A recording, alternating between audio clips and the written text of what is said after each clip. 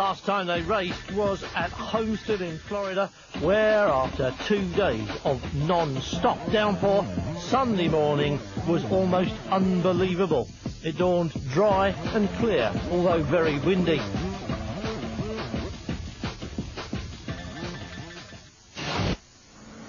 The change in the weather made grid times irrelevant, though the front row was another all Oreca affair. True to formbook, the Vipers led the field away.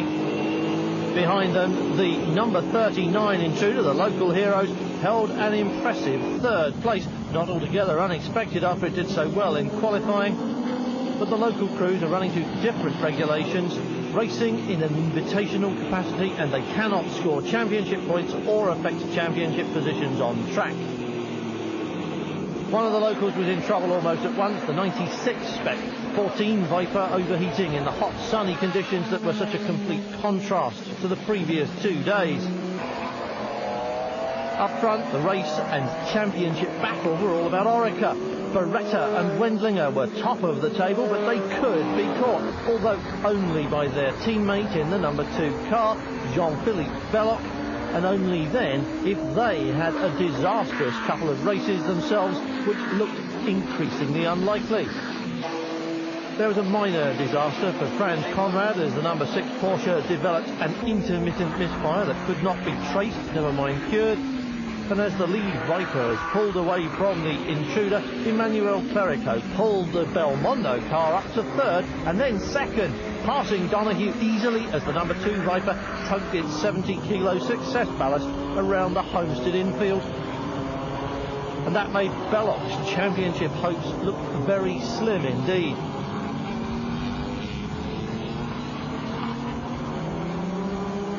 And amidst all that, back into the pits for a second and then a third time came the number 6 Porsche, still occasionally misfiring on 6 of its 12 spark plugs. The race leader was already lapping slower cars, running away with the race. And then drama into the pits early with a clutch problem. The Intruder weekend suddenly got terminal when it burst into flames after refueling and retired singed, but fortunately not too seriously.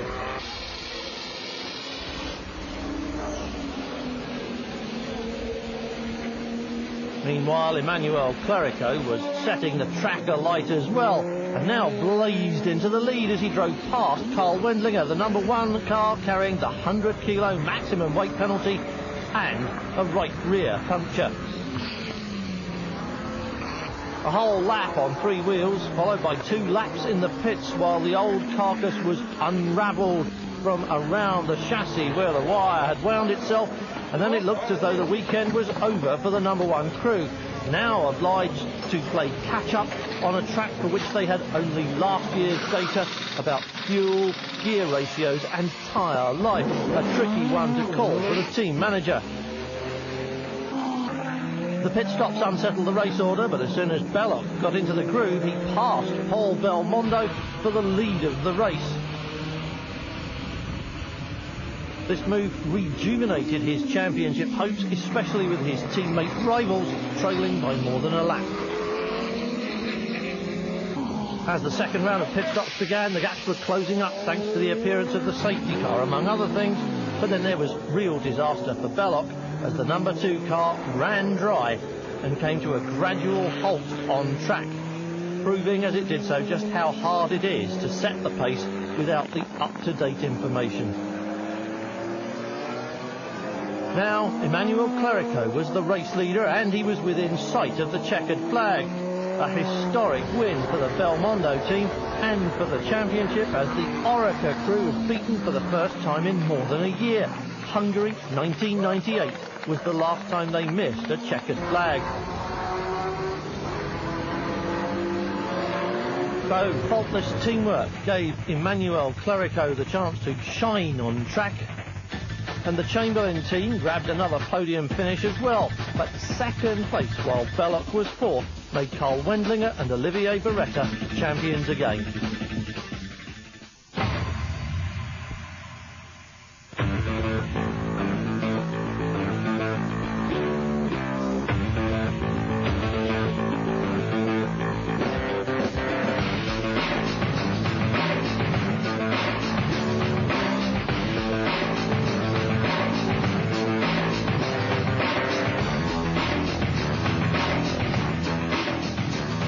we're 150 miles north of New York City at Watkins Glen, the spiritual home of international motorsport in the USA.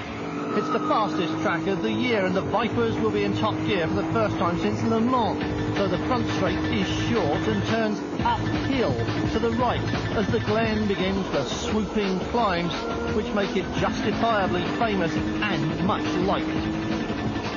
Turn 2 is a prime example, sweeping through a banked right-hand incline as it leads away towards the left at turn 3, away and over the crest and into the right at turn 4 almost at once. But it's all fast work here, and you need that speed on the long straight.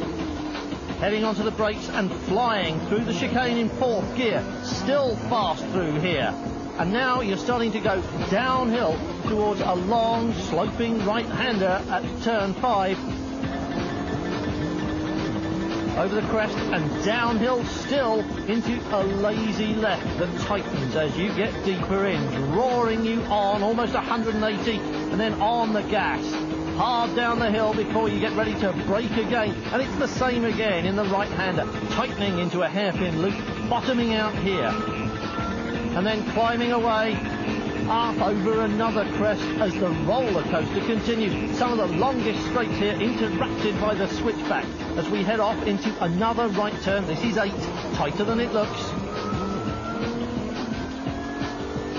Hard on the gas because you're climbing steeply here, uphill into turn 9, 90 degrees, and then you're running at the straight. Up a gear and then brake for the left at the end and begin to curve away, heading towards the downhill right. That's turn 11 at Watkins Glen, the last corner on the circuit. Out onto the pit straight for a lap in around 148, 149 in a Viper, maybe a little longer in the Porsche. A cold start for the day, every day at Watkins Glen, a small penalty to pay for the glorious colours of an East Coast fall, but the afternoons were much warmer. Winner last time out, Paul Belmondo, was just 8th on the grid at Watkins Glen, qualifying spoilt for him by a broken shock absorber mounting in the morning session that turned out to be the quickest of the two. But the second car, the number 22 Belmondo Viper, shared by an unusual American pairing, used their local knowledge well to be on the row in front of their team leader for the start of the race on Sunday afternoon. Top Porsche at the East Coast circuit was the Freisinger car, shared by Manfred Kaufmann and Bob Wallach. They'll line up 5th on the grid, underlining the vipery nature of the circuit. The Porsches really will notice the power difference around these fast corners. Okay, it's the decision of the team to take Bob Wallach for these races here, and the decision was done very shortly, and it's just because the team would like to have 2 really competitive drivers and could be a good result at the end of the season. The circuit here was immediately liked by all the drivers, especially the quick ones, who recognised it as a chance to outdrive the handicaps of their various cars. A race school instructor at the Nürburgring, Kaufmann was among them. I mean, the car is running very well, and the team has done a lot of work on the car, and also me, I like the racetrack here in Watkins Glen very much. It's a fast one with a lot of good and quick corners, so it's really a driving track. Chamberlain were on the front row of the grid for only the second time this year, the 18-car second quickest in morning practice, now co-driven here by Porsche refugee Michel Ligonnès. The car is really easy to drive in the quick corner, and I think this is where it makes most of its difference with the Porsches. In the slow corner I find the Porsche is more agile, but and is better on the brake. But overall, at the moment, I feel the Viper is a bit easier, especially in the entries of the fast corners. That's for the technical point of view. 4th place in the morning qualifier, thanks to a brake problem. The newly crowned champions improved to 3rd in the generally slower afternoon session, with a time set on old tyres on a lap balked by a slower car. I mean, can happen to everyone now, but we have a lot of problems during the session, and we just concentrate on working for the race. We didn't pass new tires, so I'm happy. The Viper looks comfortable here on the track. Yes, it's quite good for the Viper. Long straight, very fast corner. It's a very, very nice track, very interesting. I've never been there before, and I hope that I will come back. But pole position went to Oreca, Jean-Philippe Belloc and David Donoghue in a car that was admittedly 40 kilos lighter than its teammate thanks to differences in their success ballast penalty. I've always run pretty well here and always had horrible luck. I've had a wheel fall off in one race while I was running quite well. I had a tarp blow out of the stands and cover the nose of the car in one race. We've had engines blow, all kinds of mishaps here. So I figure Watkins Glen owes me one. And Viper Team Oreca has done a great job repairing the cars, and we're on the front row. So all the pieces are lined up. So now only fate will tell.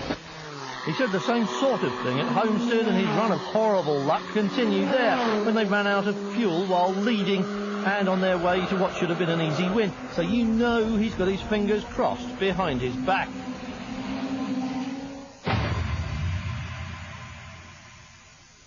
The grid forms up on Sunday morning, but this 3-hour race will take them into Sunday afternoon when the air will be warmer and times will be slower.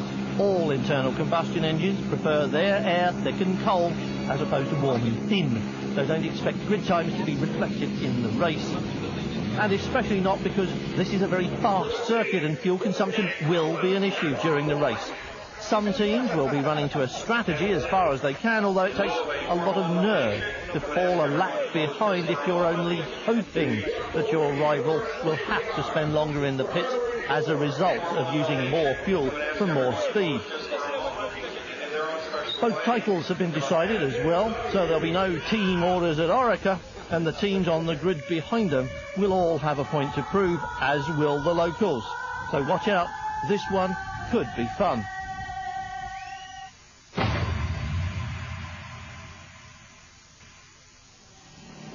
.21 cars on the grid for this 9th round of the FIA GT Championship. Oreca on pole, the number 2 car, not number 1, and Chamberlain alongside for the 2nd time this year. Scheduled to run 500 kilometres or 3 hours, this is a fast circuit which should see the race leaders complete the full 93-lap distance around its 5.5 kilometre lap, if the fuel holds out, that is. Grid times we won't see repeated in the race in all probability. The pole time of 1:47.5 unlikely to be repeated, although with everything settled now, the champion team may just take the brakes off and let the drivers race. And if they do, then all the others will have to do the same or run the risk of falling too far behind to catch up. Interesting problem for everybody on this grid then, and an interesting race ahead. Warming the tyres, the track is warm this afternoon, so perhaps those speeds can't be repeated in any case. On board in the number 6 Porsche, Mike Hazeman doing the driving. His father Tony won a 6-hour race here, a sports car race in a Porsche 20 odd years ago. Say it quickly, it doesn't sound so long. And maybe Mike will be hoping to repeat the feat as we wait for the green light that says round 9 at Watkins Glen is go, and there it is. Foot down, pedal to the metal, and it's all Viper up front. The Freisinger Porsche digs its nose in. Wolfgang Kaufmann tucking up on the inside to grab the place there and separate the Vipers. 4th spot, and the Conrad car right behind, but it's the number 2 Viper in the lead. You can see now how much this circuit limes and swoops, so reminiscent of some of the great racetracks of the world. Mugello, for example, Brno, even Harama, and perhaps Suzuka as well. Really great place to come racing. Everybody here has enjoyed it so far. And this is what they've come here for, though, racing this afternoon. Number 2 from number 1 from number 18. Oreca Viper, and then Chamberlain Viper ahead of the number 15 car in 4th place. That's the Freisinger Porsche of Wolfgang Kaufmann. Javier Pompidou in number 18 is 3rd. Olivier Beretta in number 1 is 2nd. Race leader is number 2, and that's Jean-Philippe Belloc. two Porsches glued to the tail end of the Vipers, and Kaufmann is thinking about that third place. He wants to get past if he can.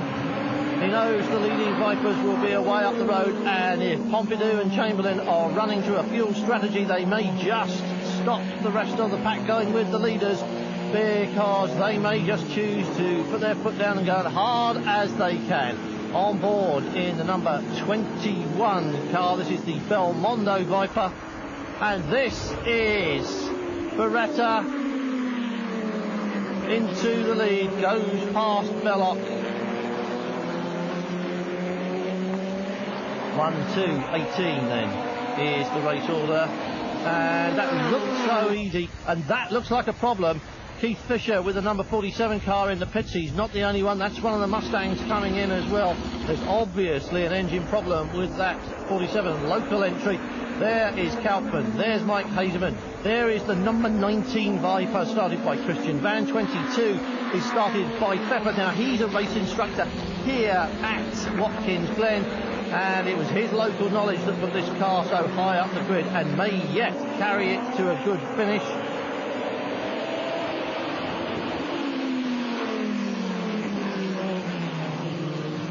Chamberlain car on the tail of number 2. Just think about ballast at the moment, because that 18 car is carrying 60 kilos. The car in front of it, number 2, is carrying 70, and then the number 1 car up front has the maximum 100 kilos that can be awarded, if that's the right word, in this series. Actually, the 15 car behind that, the Freisinger Porsche, has got a 25 kilo penalty for its success, and the car behind that, number 6, Hazeman, at the wheel of the Conrad Porsche, has got 15 kilos. The only other car to be carrying ballast in this field is the number 19, the second Chamberlain Viper, which has got a 10 kilo penalty. But at the moment, it doesn't seem to be making a difference on this wide, fast circuit. Where the Vipers have suffered with their penalties before is on the brakes and acceleration, and on a flowing circuit like this, it's less of a problem. Might be a handicap in terms of tyre wear and fuel consumption, but that remains to be seen. That's pretty much a clean piece of paper at the moment until we see how the team managers have set out their various strategies for the weekend. 18 staying with the Vipers. The Oreca cars could just run off. We're on board now in the Porsche. This is Mike Hazeman again, trying to emulate Chinese feet in the 6 hour back in 1978. Over the hill and already swooping into the turn. But you can see it's a fast corner, suits the Porsches very nicely. On the power, running downhill, up a gear, and 110 miles an hour on the lap, the fastest speeds they've seen all year. Those drivers who didn't go to the Le Mans 24-hour race, which isn't part of this championship, haven't been this fast all year. So you can see that the drivers like it. It's an enjoyable circuit to drive. Really challenges the car, the setup, and the driver to make the most of it.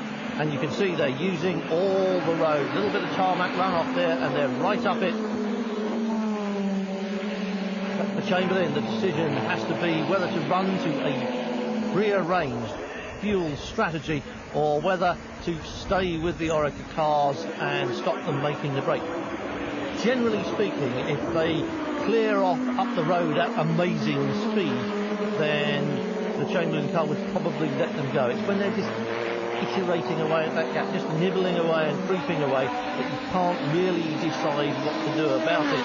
And the temptation for a race driver will always be to stay with them. That could be damaging the fuel consumption strategy in the number 18 car. On the other hand, they might have already planned to do just this. We'll never know.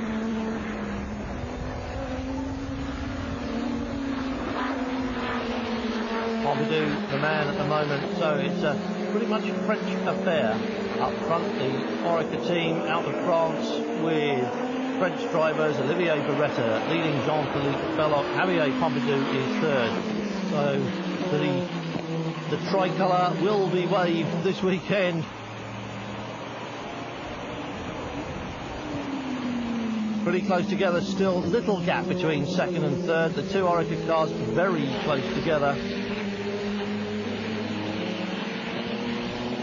And the gap starting to appear back to 18, starting to grow as well. You would expect the factory cars to have a little bit of an edge on a private team, no matter how good they are. Chamberlain, of course, vastly experienced in racing and with the Viper, but Oreca have that factory edge. The Chrysler Porsche in 4th place, Wolfgang Kaufmann beginning to lose touch with these three as they move away, and there's even a gap behind him back to what was the number 6 Conrad car. We're in the pits now, and that's the number 53 Mustang, Frank Del Vecchio. Electrical problems for him. There is the second of the Conrad cars, number 7, American driver Charlie Slater. Started 17th on the grid and up to 12th now as he goes past Mauro Casadei in the Havertha car. So Charlie Slater on a bit of a charge as well. Local honour at stake for him.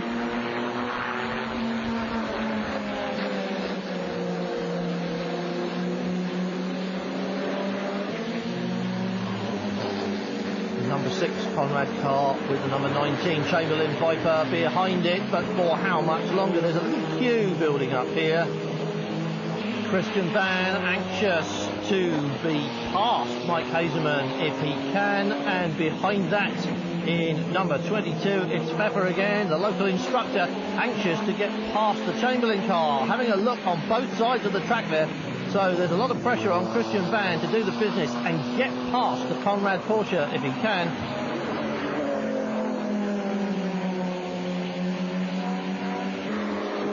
So there's 4th place, there's 5th, 6th and 7th in the background. It's Viper 1st, 2nd and 3rd, 1, 2 and 18.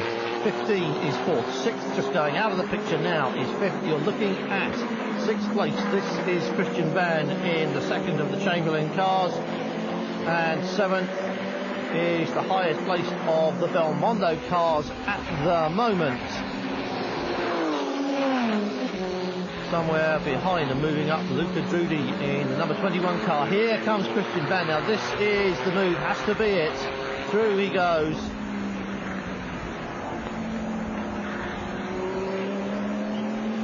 Fast through that chicane, and the Viper went through there very sure-footed indeed for all the Porsche's agility. That looks fairly straightforward stuff for Christian Van. Now, can he open up a gap and put himself out of striking distance? He's just gone up into 5th place, but he knows that the Belmondo car was quick and wanted to get past. But Mike Hazeman didn't really like that very much at all, did he? And he's already trying to find a way past the Viper, looking in all the places, and it's another reason why so many of these drivers really like this circuit, because it does provide those opportunities for a creative driver. There are lots of long, fast straights with some hard braking into what are still fast corners, but braking nonetheless into the corners. A couple of slower corners, you really see some overtaking, but you're seeing a bit now. It's favourite for the Vipers because they really can build up that impressive rush of speed. Having said that, Hazeman anxious to get past. He knows that Pfeffer is coming, and that looks like disaster for Wolfgang Kaufmann. That left rear tyre almost off the rim. He brought it back home, but that's not what he needed at this point in time. Well, he was best of the Porsches. He was running in 4th place, but he won't be now. Fuel going in first, and before anybody else touches the car, once the fuel line is disconnected, the jack will go on, the wheel guns will come out, and that tyre will come off. Race leader, 2nd place, 1 and 2, Beretta and Belloc, Oreca and Oreca. Fuel on board now, and a circuit like this, that's always a prime consideration. No problem in the wheel arch from the damaged tyre, and a quick replacement, bit of air for Kaufmann in the cockpit. Wheel locked on and in place, and away he goes. Nice and easy does it, but that's no consolation to Wolfgang Kaufmann. 7 places at least down as he begins the run out of pit lane, and off the limiter you can see him pick up speed. 7 places he's lost thanks to that puncture, and that is a disaster for him. So we're looking at 4th place for Mike Hazeman, who's got past Christian Van in the number 19 car. That's back down to 5th. And behind that, the 22 Belmondo car is 6th. And the Freisinger Porsche joins behind the Belmondo Viper. You can just see in the background. So Mike Hazeman found a way past Christian Van in the number 19 car. Good work from him. Closing on slower traffic now. Closing up on Mauro Casadei, in fact, and going past, we just saw in the background there the number 47 car, Keith Fisher. We saw him in the pits earlier on with an engine problem, abandoned trackside. You're looking at number 6 though. That's Mike Hazeman, who is now in 4th place. The car behind him, 19, there it is, Christian Van in 5th. 22 behind that is Steve Pfeffer, and he's in 6th place. Hazeman doing a good job of getting past the Viper and holding it off. Steve Pfeffer wants to close up on the Chamberlain car, gets past the Haber Porsche, and the way is open to do that. Remember that up front the race order is still the same. While these guys are battling over 4th, 5th and 6th, it's still Oreca 1st and 2nd, that's Beretta and Belloc 1 and 2, and Chamberlain in 3rd place. That's Javier Pompidou in the number 18 car. That's the running order at the moment as we head towards the end of the first hour and start to think about the probability of the first scheduled pit stops here at Watkins Glen.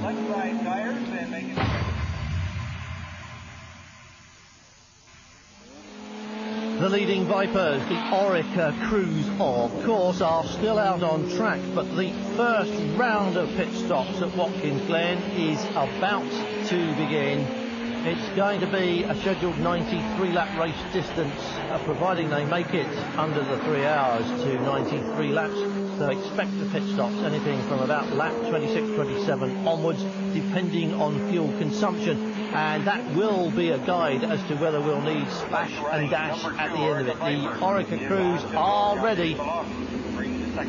We saw David Donoghue waiting, and it's the number 2 car that comes in first. This is lap 27. So if it does run to that sort of fuel consumption for the entire race, then they are going to need a splash and dash unless they can build up a lead and back off.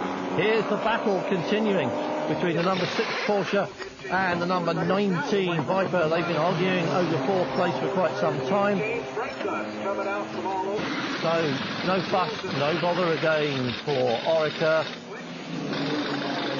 Cool, calm and collected in the pits. It's the way they've been all season, and it has paid off with win after win, with a couple of 1-2 finishes as well, the team's championship and the drivers' championship. And away goes the number 2 car. David Donoghue rejoins in that, while Mike Hazeman continues to fend off Christian Van.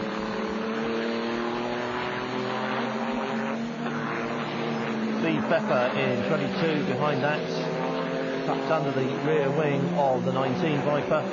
And Carl Wendlinger waits in the pit lane, which means that we are expecting the number 1 car in shortly, as Christian Van has a think about taking 4th place, well 3rd place now it is, as the pit stops have begun, although it's not really that significant. But Carl Wendlinger waiting, and here's the number 1 car on track. If I were the team manager, I'd run it as close as I could to its fuel consumption limit. I'd take it to the end of the window without taking chances and try and cram as much fuel in at this stop as I could, and I'd do it again the second time as well. That's what is happening up and down the pit lane at the moment. The number 6 car is in from what was 3rd place. The number 1 car is in now from what was the race lead. That's Olivier Beretta out of the seat. In goes Carl Wendlinger. They're dumping fuel in. Stop off the fuel tank. Driver change is permitted while fuel goes in. The only people allowed to touch the car during refueling are this man with the hose, the drivers getting in and getting out, and the one person who helps the incoming driver with his safety harness. Once the fuel has been loaded, then the tyremen can do their work. So it's not like a Formula 1 stop. The number 6 Porsche still in for what looks like a long stop even by sports car GT endurance standards. This is your new race leader. Both the Oreca cars have stopped or have exited the pits, rejoined further down the field, but Christian Van at the moment in 19 is moving up because everybody between him and his teammate has stopped as well. Out goes Franz Conrad, out goes Carl Wendlinger. So at the moment on track it's 18 from 19, first and second. 18 is Javier Pompidou, 19 is Christian Van. They have yet to stop, so it's all academic, but it's nice to see a name on top of a leaderboard at some time during the race. Who knows, if they can run quickly during that little gap, then maybe they will be able to pull out some kind of an advantage. Here's someone at a disadvantage.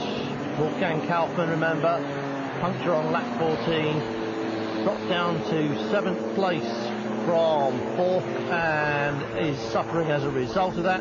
In comes the number 22 car of the Belmondo team. Out goes race instructor Steve Pepper. In goes religious leader Rael, who has come to religious significance in the United States thanks to his close encounter with alien beings, the ones who created the Earth in the first place. Let's not go into that right now. Pit stop time for the Chamberlain crew. Christian swapping places. Christian Van gets out. Christian Glasel gets in. This is the number 18 car being passed by the Freisinger Porsche.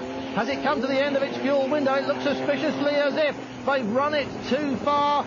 They've gone a little bit too long, and it's struggling now to pick up fuel from the floor of the tank. The number 19 car's been in, stopped, refueled, and gone out with Christian Glasel at the wheel. And the number 18 car is just going to creep home in time to refuel without stopping on track, but it's lost an awful lot of time in the process, lost a great deal of time. Well, misfortune for some of the teams. We've seen bad luck for the Freisinger crew as they go past that number 17 Porsche. Larry Schumacher at the wheel now. I think John Osteen has swapped. They've been in for their stop. And the 18 car does its stop as well. Michel Ligonnet about to get in. And they've used up an awful lot of fuel chasing the leaders. I'm sure that's what happened, is that they've abandoned their strategy and tried to stay with the Oreca cars, gone beyond the fuel window, not really known how far they were pushing it, and pushed it just that little bit too far. So Michel Ligonnet with a job to do, coming out of the pits. He'll be something like 10th or 11th when he rejoins. You're looking at the race leader again, because everybody significant has now been into the pits. That includes the Belmondo crews, it includes the Oreca crews, Chamberlain, and all of the front-running Porsches. So what we're seeing now is the old order re-established, if you like, with Oreca first and second, 1 and 2, and a little bit of midfield squabbling. This might take a while to settle down. Two Belmondo cars running together, 22 moving aside to let Paul Belmondo go through. So Rael moves aside, the religious leader makes room for the team leader, and meanwhile we count the cost of chasing the leaders back in the Chamberlain pits. The beginning of the race was nice. It was on the strategy to keep the Beretta pass and try to follow them. And after we were out of fuel during the last lap.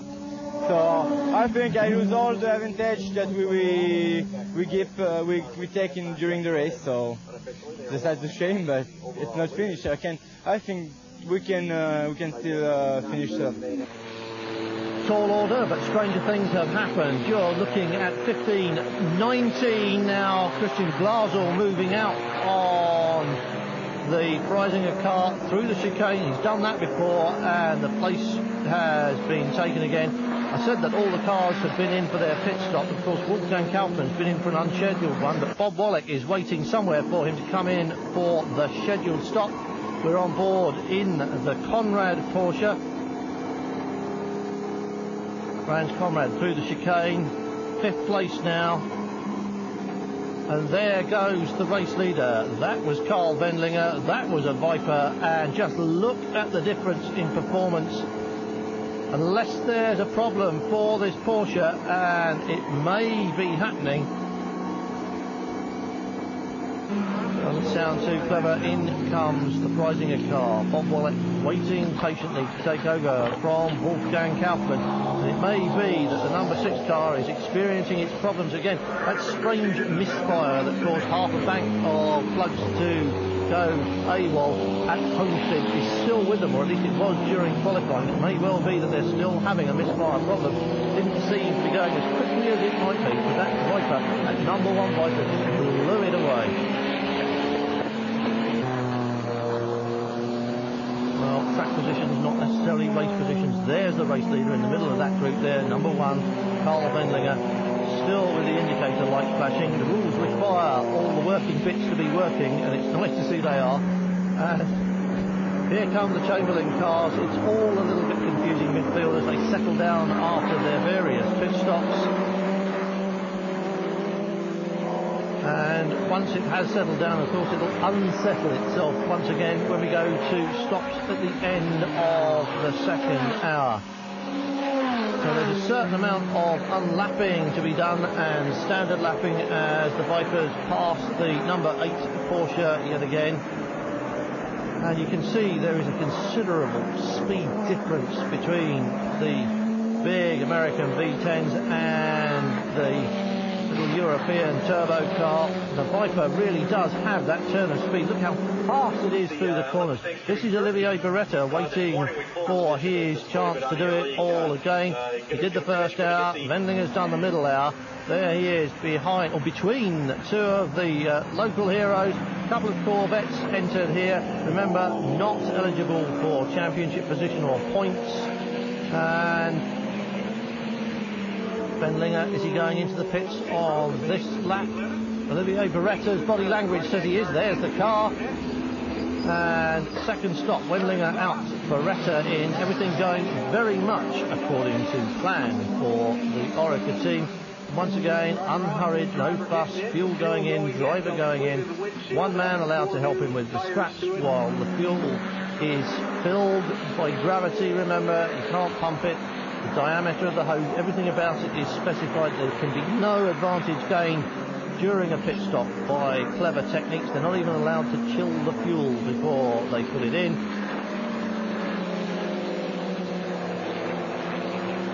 So number 1 in the pits, number 2 takes over the lead, and it all gets a little bit confusing again. Michel Ligonnès doing his best to redeem that unfortunate long lap that put them down to a 10th place actually, but he's hauling himself up through this field. He said he liked the Viper compared to the Porsche, and he's certainly enjoying his afternoon. A good day at the racetrack for Michel Ligonnès. Second round of pit stops though will confuse the order. Franz Conrad gave the car back to Mike Hazeman, the number 6 Porsche back to Mike Hazeman. He had a good first hour, and now he's having a good third hour after a little rest break in the middle, passing the Viper. He really has managed to hustle this car around the track. It is a very well sorted Porsche now. This one and the 15, the Freisinger car, are the top 2 Porsches in the series, and this one really does go very well. Hazeman doing an excellent job with it.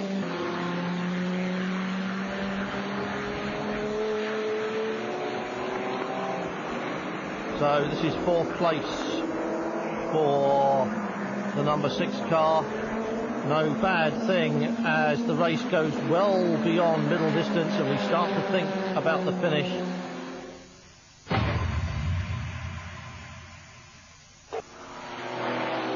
The number 1 Viper continues to lead this race at Watkins Glen going into the final hour after the last scheduled pit stops. The only question mark now being whether or not any of these cars will have to stop again before the end of the race for a splash and dash. Based on what we saw earlier with the number 18 Chamberlain car, that looks almost certain to happen. Wollek, Hazeman, Vincent Voss now in the 18 car. Luca Drudi back in 21, the Belmondo car for the final hour. And one of these lucky men is going to finish in 4th place. Who will it be? The Freisinger crew have worked very hard to hustle that car back up from 7th place where it went with a puncture, and about to be passed. Hazeman certainly looks as though he's got the measure of the Freisinger Porsche. Looks down the inside now and goes for it. Through he goes, skates it past. Nice work from Mike Hazeman. Very nice work indeed. But he really has got his race face on today. Mickey Mouse watching from the Armco by the side of the track there. I don't know whether you noticed that. We are in America, so no surprises really. Here's the race leader though. This is Olivier Beretta, back at the wheel of the number 1 car, in the lead of this race since lap 2. Going to be about 93 laps long. At the speed they're going, they may just finish the 500 kilometres distance before we run out of the 3-hour time limit. Bob Wollek stayed in that number 15 car at the final pit stop. They changed only the rear tyres in their efforts to cut down the time at rest and compensate for the puncture they had on lap 14. Brilliant Bob, bags of experience, and still very quick, still enjoys his racing as well. An exhausting 2-hour stint for him as the Oreca crew await for the number 2 car. Here is Beretta. Well, it's splash and dash time for 2nd place. And a gearbox problem as well, which has been slowing the number 2 car down. Quick splash though. And doesn't seem... Oh, and is that out of fuel, Mike Hazeman, or is it the transmission? Something terrible has happened to the number 6 car. It's just so tragic when it was going so well, and Hazeman was having so much fun this afternoon.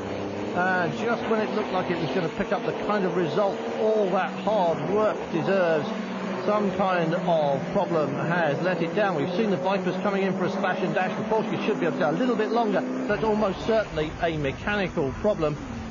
And if it had run out of fuel, you'd expected it to cough round the lap. I think that's a mechanical retirement for Franz Conrad and Mike Hazeman. A terrible way to end the afternoon. Carl Wendlinger watching impassively. There's nothing he can do now. It's all in the hands of Olivier Beretta, who is on his way, you would think, to victory. But has he got to make a splash and dash?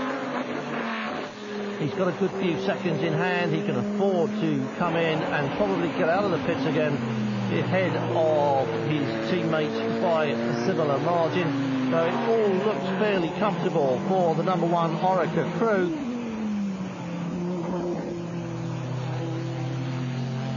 Racing's racing though, so there will be crossed fingers, no two ways about that.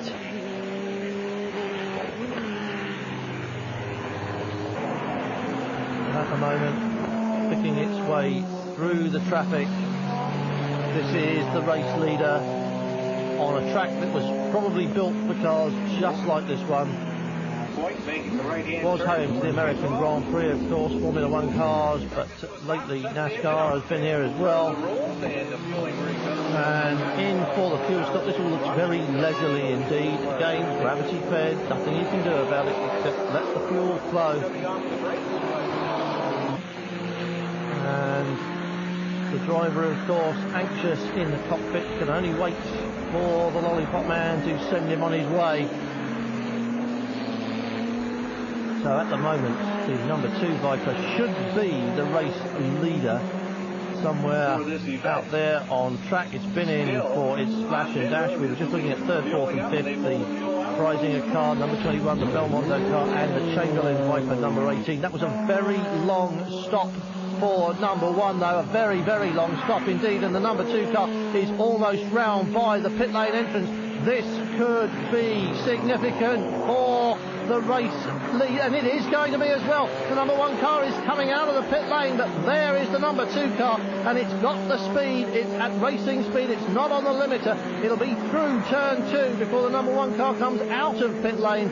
It's in front already and leading the race by something like 10 seconds, I would imagine, by the time no, not that long. There's the number 1 car. 2 leads it. There it is.